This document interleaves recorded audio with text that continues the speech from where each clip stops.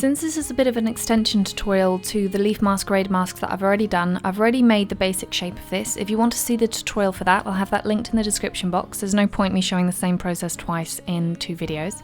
So I'm going to be spray painting with a series of different colours. I'm going to give it a green base just to make those colours that I'll be spraying on later on a little more intense, and then after that I'm going to go with a light dusting of red, surround it with orange, and you're going to be layering a lot of colours with this.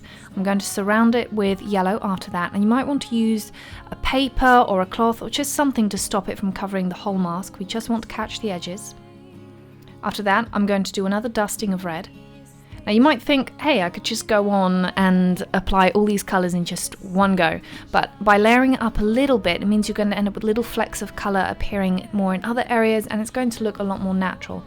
One trick that I'm going to be doing after I've layered all these colours is take a paper, and you want to do kind of swipes across the mask and then do it again with red and try and alternate so that it catches different areas. If you just spray it directly, it can cover the whole mask, but if you have a little paper that's just going to block that spray paint from hitting the whole mask, you're going to get a lot more of an interesting shape. The last little bits of spray paint, I'm going to be taking some of the yellow and the orange and then just getting that on the very edge of the mask so it looks like the leaves have started to fade into those beautiful autumn colours. After this, I'm going to be using some glitter. Yes, I know I had to use glitter, but I'm not using rhinestones, so it's progress. So while the paint is still wet and it's going to have something to adhere to, I'm going to sprinkle some glitter over, and it should normally catch into all little nooks and crannies, so it's going to pick up quite beautifully.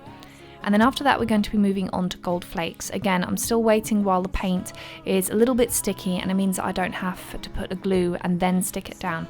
It does most of the work for me, so I might as well do it that way. And I'm going to be using these gold flakes that have all these different colours. Of course you could use some which are just plain white gold flakes or some yellow gold flakes, but I want these because they look very autumnal, so I'm going to be going with these, and then using a paintbrush I'm just going to dab them down on the mask and then flatten them out. You do want to do this with a paintbrush.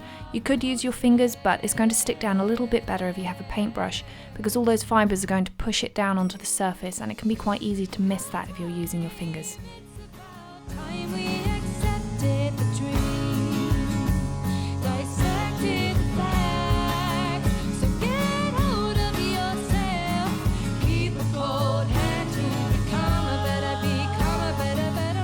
Finally, I'm going to finish off with a clear spray paint just to make sure that that gold flake isn't going to come off later on.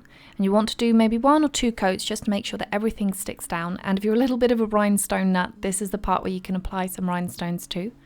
But other than that, you're done. Cool.